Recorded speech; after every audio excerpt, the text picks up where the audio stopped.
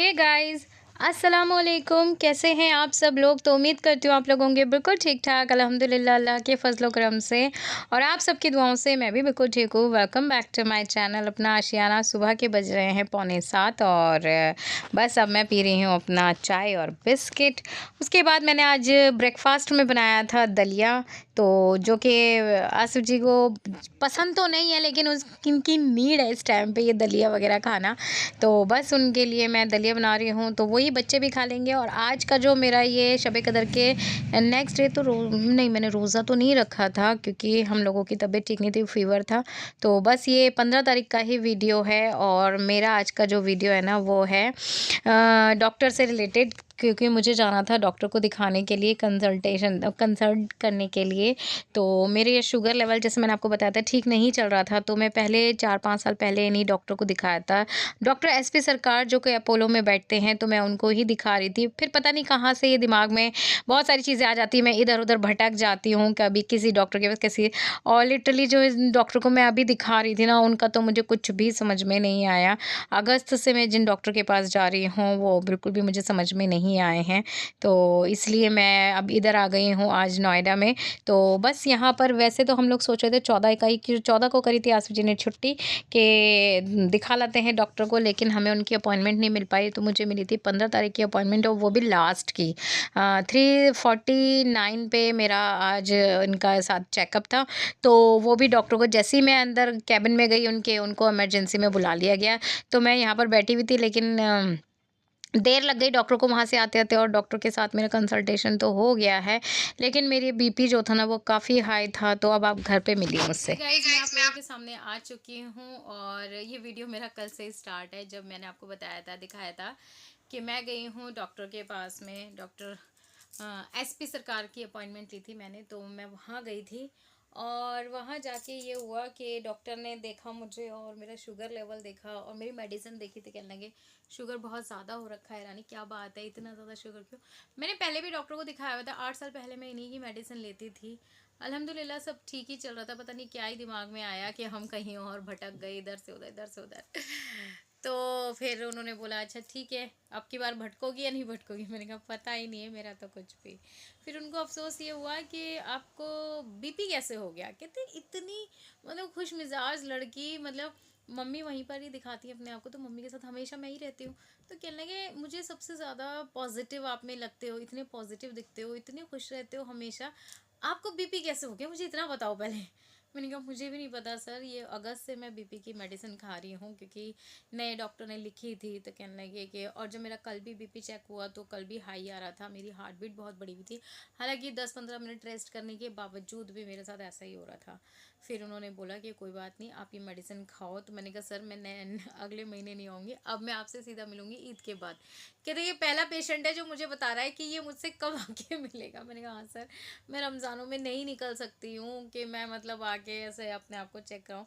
रमज़ानों में नहीं, हम ईद के बाद मिलेंगे सीधा, अप्रैल में मैं आपसे मिलूँगी। तो उन्होंने फिर बोला कि ठीक है आप ईद के बाद मिल लेना, लेकिन आप नेक्स्ट मंथ की यानी कि मार्च की आप मुझे रिपोर्ट्स आप अपनी सेंड करेंगी कि आपका शुगर लेवल क्या चल रहा है क्या नहीं चल रहा है, वो आप मुझसे बताएंगी ज़रूर। तो अगर मुझे कुछ मेडिसिन कम करनी होगी तो मैं आपकी फ़ोन पे ही कर दूँगा। मैंने कहा चलो thank you so much sir, आपने मेरे बारे में इतना सोचा। तो बहुत अच्छे डॉक्टर हैं अल्हम्दुलिल्लाह से। बस अब हमारी शुगर कंट्रोल हो जाए। पता है मुझे इनके ऊपर ना फेथ ऐसे हुआ कि जब चिकनगुनिया चला था ना, तो हमारे एरिया में ना सबको चिकनगुनिया हुआ, हमारे घर में सबको हुआ, आसिफ जी को हुआ, सबको हुआ मतलब। लेकिन सब ठीक हो गए, 3-3 5-5 दिन में सब ठीक हो गए। पूरे मोहल्ले में एक मैं थी और एक मेरी नज़मा बाजी थी। मजाल है कि हम दोनों को चिकनगुनिया ठीक हो जाए। भाई साहब इतनी बुरी हालत हम लोगों ने देखी है ना, नज़मा बाजी की भी इतनी बुरी हालत थी और मेरी इतनी बुरी हालत थी कि बुढ़ापा क्या होता है ना, बुढ़ापे में कैसे घुटनों में दर्द होगा। भाई मेरे को और नज़मा बाजी को हमने बहुत पास से बुढ़ापा देख लिया था उस टाइम पे। तो मैं मम्मी को लेके गई थी टेस्ट कराने के लिए, मम्मी का ही रेगुलर चेकअप होता है, तो मैं बस मम्मी को लेके गई थी। मैं वहाँ बैठी हुई थी, तो डॉक्टर ने कहा कि अनवरी बेगम आ जाओ, अंदर आ जाओ। तो जब मैं अंदर गई तो मम्मी तो फटाक से चली गई, मैं बहुत धीरे धीरे धीरे धीरे और झुक झुक के चल रही। तो कहते व्हाट हैपन, आपको क्या हो गया रानी? मैंने कहा सर मुझे चिकनगुनिया हुआ। तो कहते हाँ बाप रे बाप, चिकनगुनिया इतने लोगों को पूरे हॉस्पिटल को हुआ था, मेरी दवाइयों से सबको ठीक हो गया, आप कहाँ थे? मैंने कहा मैं आई नहीं, मुझे ये नहीं था कि आप मतलब ये वाले डॉक्टर भी हो गए, मुझे लगा आप शुगर वगैरह ही देखते हो। कहते नहीं। फिर उन्होंने मुझे एक टैबलेट मम्मी के प्रिस्क्रिप्शन के ऊपर लिख के दिए, कैप्सूल, कहने लगे ये आपने सिर्फ खाली 1 वीक खाने, उसके बाद आपने बिल्कुल भी नहीं खाने। और तो कैसे ना मिरेकल हो गया कि मैंने वो कैप्सूल खाए और मैं सचमुच में ठीक हो गई। 1 हफ्ते ही खाए थे, तो मुझे तब से इनके ऊपर वो, वरना तो हर कोई मुझे पेन किलर दे देता है, pain killer pain killer pain killer खा खा के ना हालत ख़राब है मेरी। तो अभी भी मैंने अपने शोल्डर भी दिखाया था उनको, तो उन्होंने कहा कि एक बार इसका एक्सरे निकालते हैं, फिर पता चलता है कि कितना हाथ जुड़ा है कितना नहीं, या फिर आप हड्डी वाले डॉक्टर को जहाँ दिखा रहे हो वहाँ दिखा लेना। मैंने कहा चलो, जैसे ही मुझे थोड़ा सा टाइम मिलता है, कुछ होता है, तो मैं दिखाती हूँ हड्डी वाले डॉक्टर को कि हड्डी कहाँ तक जुड़ी है, इसके अंदर पेन बहुत ज़्यादा, मेरी ना मसल्स एकदम से वो हो जाती हैं, जैसे हाथ ज़रा इधर उधर करूँ ना तो वो मसल्स ऐसे हो जाती हैं।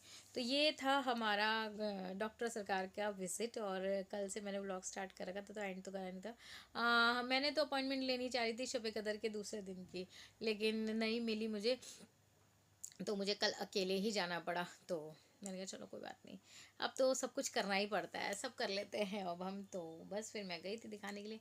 अच्छा, यहाँ पर मैं किसी का कमेंट लूँगी कि जब मैं आसिफ जी के साथ बात कर रही थी, तो मैं उनसे कहने लगी, जब उनको ठंड लगी थी ना, वो अपने मैके गए थे इलेक्शन वाले दिन का वीडियो पे, तो एक उनका कमेंट आया कि आप अपने हस्बैंड को थोड़ी सी फ्रीडम दिया करो, उनको मैके जाने दिया करो, बेचारे आसिफ भाई। फर्स्ट ऑफ ऑल वो बेचारे नहीं हैं, वो मेरे आसिफ जी हैं, और माशाल्लाह से उनको फुल फ्रीडम है, वो अपने डिसीजन खुद लेते हैं, उनको कोई नहीं बताता है कि तुम ये कर लो या वो कर लो, वो किसी के कहने पे कुछ भी नहीं करते, जब उनका दिल जो करता है वो करते हैं। और डियर, आपको ये नहीं लग रहा था कि मैं उनको मतलब आंखें भी वो कर रही थी कि मैं मजाक कर रही थी? ऐसे थोड़ी ना होता है कि मतलब मजाक भी नहीं कर सकते कि अपने हस्बैंड के साथ? भाई मैं अपने हस्बैंड के साथ बहुत अच्छे से मजाक करती हूँ, और वो भी मेरे साथ बहुत अच्छे से मजाक करते हैं, तो ये हम दोनों का रिश्ता ही ऐसा है। मुझे नहीं लगता कि किसी को भी इसमें कोई राय देने की ज़रूरत है। और एक बात और मैं जैसे एज अ फ्रेंड बोलूँगी आपको, कि कभी भी किसी भी हस्बैंड वाइफ के बीच में मत पड़िएगा, मत बोलिएगा, क्योंकि ये रिश्ता ही ऐसा होता है, खट्टा और मीठा, और इसमें जो दूसरा वाला थर्ड पर्सन जो बोलता है ना, वो बेवकूफ़ बनता है। तो जब ये कमेंट आसिफ जी ने भी सुना था, आसिफ जी भी इतने ज़ोर से हंसे थे, कहते कि इसका जवाब तो मैं दूंगा। मैंने कहा नहीं रहने दो, कोई बात नहीं, आप मत दो, मैं आपके बिहाफ पे दे दूंगी। तो ऐसा कुछ भी नहीं है, वो अपने हिसाब से जाते हैं जहाँ भी उनको आना जाना होता है। तो मुझे नहीं लगता कि मैंने कभी भी उनको कोई रोका टोकी करी होगी, जो मर्जियाँ करो जी, वो अपनी लाइफ में बिल्कुल फ्रीडम वाली लाइफ जीते हैं, हमारे लिए भी जीते हैं और अपने लिए भी जीते हैं। सेम मेरा भी यही है, मैं अपने लिए भी जीती हूँ, अपने हस्बैंड के लिए भी जीती हूँ, अपने बच्चों के लिए भी जीती हूँ। तो इसमें ऐसा ऐसा कुछ भी नहीं है, आप लोग मजाक को समझा करो। मैं कितने आंखें चला चला के बात नहीं कर रही थी कि अच्छा मैं के भाग गई हूँ। ये मेरा एक वो है कि मैं उनको हमेशा छेड़ती हूँ, लड़के अपने घर जाके तो कितनी लाली आ जाती है फेस पे। ये ऐसा हम शुरू से ही करते आ रहे हैं। मैं मतलब अब तो 16 साल हो गए, जब हमारी नई नई शादी हुई थी ना, तब भी हम ये ऐसे ही मजाक करते थे। वो मुझे छेड़ते हैं और मैं उनको छेड़ती हूँ, ये हमारा रिश्ता है, बहुत प्यारा रिश्ता है अल्हम्दुलिल्लाह से। तो इसमें ना वो बेचारे हैं ना मैं बेचारी हूँ, कोई भी बेचारा नहीं है हमारे घर के अंदर। माशाल्लाह सब शेर और सवा शेर है यहाँ पर। तो इतना अच्छा, आप इतने बेचारे, इतनी मतलब इतना वो मत करा करो, इतना परेशान मत हुआ करो, ठीक है ना? तो गाइज मैं इस वीडियो को यहीं पे एंड करूँगी, इस उम्मीद के साथ में कि आपको ये वाला ब्लॉग पसंद आएगा। पसंद आया तो प्लीज़ ढेर सारा लाइक कर देना, अपने फैमिली और फ्रेंड्स के साथ शेयर कर देना। मैं आप लोगों से मिलूंगी नेक्स्ट व्लॉग में। अच्छा, किसी ने मुझसे पूछा कि हस्बैंड ने गिफ्ट क्या दिया, तो हस्बैंड ने जो गिफ्ट दिया है वो एक तो मुझे उन्होंने मेरे स्लीपर्स ख़राब हो रखे थे दोनों, बाहर आने जाने के भी और घर वाली भी टूट गई थी जो वो होती है, तो वो उन्होंने मुझे दिलाई। और जब से मेरा हाथ में परेशानी हुई है, तो मुझे कपड़े नहाने के बाद जब बॉडी में डालने में दिक्कत होती है, तो उन्होंने मुझे बाथ रोब दिलाया है कि इससे तुम्हें ईजी रहेगा कि जब बॉडी पूरी ड्राई हो जाए फिर तुम पहनना। तो ये सब चीज़ें उन्होंने मुझे दिलाई हैं, और कुछ पर्सनल सामान दिलाया है।